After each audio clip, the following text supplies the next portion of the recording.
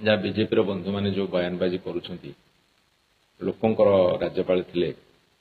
ताकू तंटिया कौन पे देले 5 वर्ष कार्यकाल सरीनी नंघा तंटिया दे कहीं विदा कले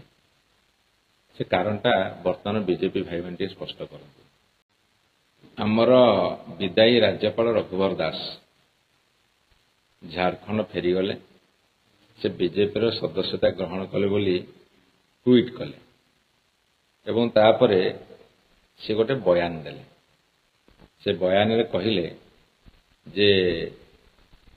राज्यपाल पदटा गोटे लाट साहेब पद नुह एवं से 3 मास 30 जिला बुलिले लोकों साथ मिसिले ग्रीभांस नेले इत्यादि इत्यादि ताकू नहीं कि आमे कहलु जे सी ओडिशा रे राज्यपाल नथिले से बीजेपी रो पॉलिटिकल एजेंट थिले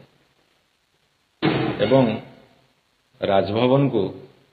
से बीजेपी रो पार्टी ऑफिस बा कार्यालय भाव में परिणत करथिले बीजेपी वाला उत्तर देले जे से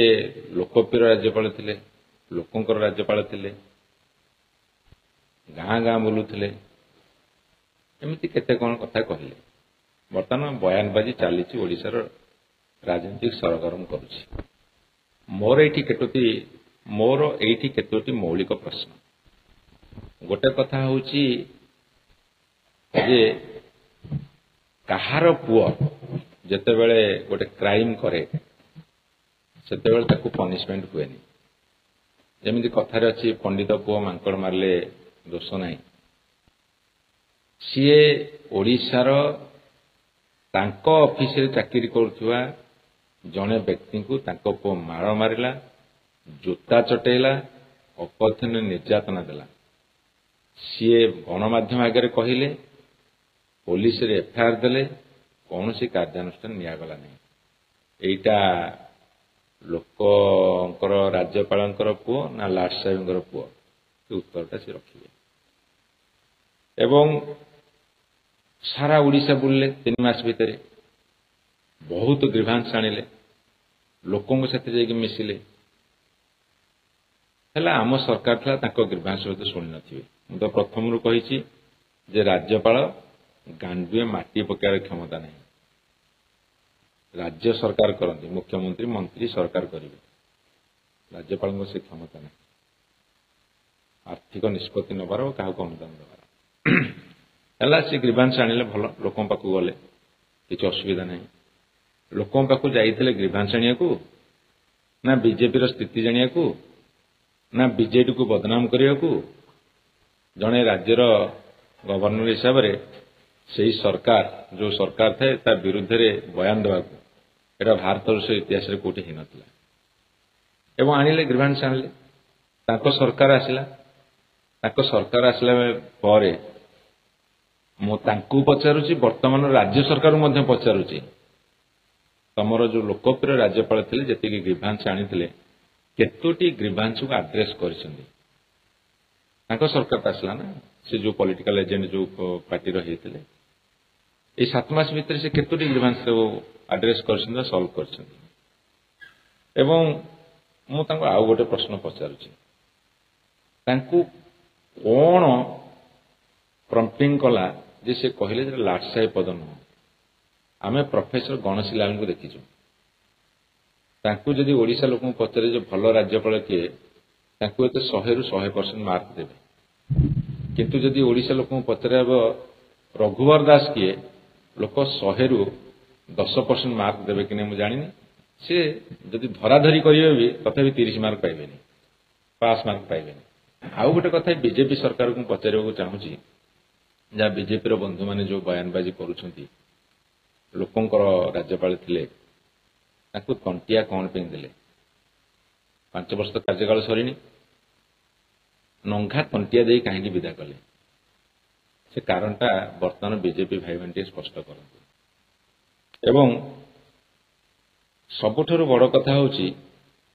जे तांको पुओ जेतेबेले बाड़ेले झारखंडी गुंडा को लेकिन ओडिया लोक बाड़ेले ये सरकार तो से दम नथिला तांको ପନିଶମେଣ୍ଟ ଦେବାକୁ ଏବେ ତ ସେ ଗଲେଣି ଅନ୍ତତଃ ତାଙ୍କ ପୁଅକୁ ଟିକେ ଡାକନ୍ତୁ ପୁଲିସ ପଚାରୁ ବାନ୍ଧନ୍ତୁ ଫରୱାର୍ଡ କରନ୍ତୁ ଓଡ଼ିଆ ଅସ୍ମିତାକୁ ଫେରାଇ ଆଣନ୍ତୁ। ବର୍ତ୍ତମାନର ବିଜେପି ସରକାର ଦାୟିତ୍ୱ ହେଲା ଯୋଉ ଓଡ଼ିଆ ଅସ୍ମିତା କଥା କହିକି ଆସିଥିଲେ ସେଇ ଓଡ଼ିଆ ଅସ୍ମିତାକୁ ସେ ବର୍ତ୍ତମାନ ଫେରାଇ ଆଣନ୍ତୁ ଏବଂ ସେମାନେ ତୁଳନା କରି ଦେଖନ୍ତୁ ଯେ ଗଭର୍ଣ୍ଣର ପୋଷ୍ଟଟା ଲାଟ ସାହେବ ସେ କାହିଁକି କହିଲେ ତାକୁ ଟିକେ ନିରୀକ୍ଷଣ କରନ୍ତୁ। ବିଭିନ୍ନ ରାଜ୍ୟରେ ଯୋଉ ଗଭର୍ଣ୍ଣର ଅଛନ୍ତି ଯୋଉଠି ଅଣ ବିଜେପି ସରକାର ଅଛି ସେଠି ସେମାନଙ୍କର ଭୂମିକା କ'ଣ ଏବଂ ସେଇ ମାପକାଠିରେ ସେ କାହିଁକି କହିଲେ ସେଟା ଅସୁମାରୀ ପ୍ରଶ୍ନ ସୃଷ୍ଟି କରିଛି ସେ ପ୍ରଶ୍ନର ଉତ୍ତର ଦିଅନ୍ତୁ। ଏ କଥାଟା এই ମୌଳିକ ପ୍ରଶ୍ନ ଗୁଡ଼ାକ ମୁଁ ପଚାରିଛି ଦୟାକରି ଉତ୍ତର ଦିଅନ୍ତୁ। ଏକରେ ତଣ୍ଟିଆ କାହିଁକି ମାରିଲେ କୋଉ କୋଉ ରାଜ୍ୟରେ ଗଭର୍ଣ୍ଣର ସବୁ ଲାଟ ସାହେବ ହେଇଛନ୍ତି ଏବଂ ସିଏ ନିଜକୁ ଲାଟ ସାହେବ କହିଲେ ନାହିଁ କିନ୍ତୁ ତାଙ୍କ ପୁଅକୁ ଛାଡ଼ିଲେ ଏବଂ ପୂର୍ବତନ ଗଭର୍ଣ୍ଣରଙ୍କ ଅପେକ୍ଷା ଇଏ କୋଉ ଗୁଣରେ ଭଲ ଥିଲେ ଏବଂ କାର୍ଯ୍ୟକାଳ ସରିବା ପୂର୍ବରୁ ବିଜେପି ବାଲା କାହିଁକି ତାଙ୍କୁ ତଣ୍ଟିଆ ମାରିଲେ ଏସବୁ ମୌଳିକ ପ୍ରଶ୍ନର ଉତ୍ତର ଦିଅନ୍ତୁ।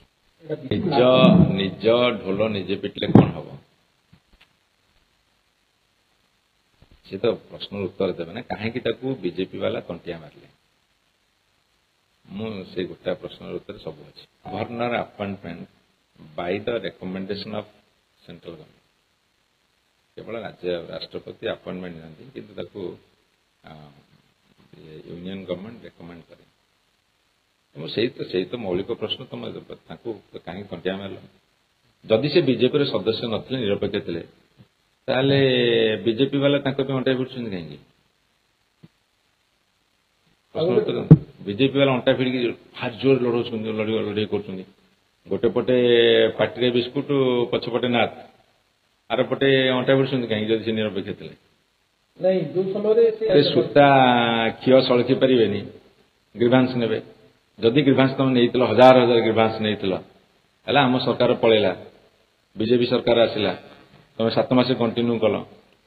ସେଇ ଯେତିକି ଗ୍ରିଭାନ୍ସ ଆଣିଥିଲ ତାକୁ ଟିକେ ଲୋକଙ୍କ ସାମ୍ନାରେ ପକେଇ ଦିଅ ସେଥିରୁ କେତେଟା ତମେ ସମାଧାନ କରିଛ ମୁଁ ତ ତାଙ୍କୁ ଯେତିକି ଦାୟୀ କରିବି ବର୍ତ୍ତମାନ ସରକାର ତ ବେଶୀ ଦାୟୀ କରିବି କାରଣ ଗଭର୍ଣ୍ଣର ବୁଲି ବୁଲି ପ୍ରଚାର କଲେ ତାଙ୍କ ପାଇଁ ସେଇଥିରୁ ମାନେ ସରକାରରେ ଆସିଲେ ଗୋଟେ ପଲିଟିକାଲ ଏଜେଣ୍ଟ ଭଳିଆ ଯେତେବେଳେ ସେ ପ୍ରଚାର କଲେ ସେମାନେ ସରକାରକୁ ଆସିଲେ ଅନ୍ତତଃ ଯେତିକି ଗ୍ରିଭାନ୍ସ ଆଣିଥିଲେ ତାକୁ ଆଡ୍ରେସ କରିଦିଅ ଲୋକପ୍ରିୟ ରାଜ୍ୟପାଳ ବର୍ତ୍ତମାନ ଲୋକପ୍ରିୟ ସରକାର ତାହେଲେ ଲୋକ ଅପ୍ରିୟ ହେଲେ କାହିଁକି ଯଦି ଲୋକପ୍ରିୟ ରାଜ୍ୟପାଳ ବିଜେପି ବାଲା କହୁଛନ୍ତି ତାହେଲେ ଲୋକ ଅପ୍ରିୟ ହେଲେ କାହିଁକି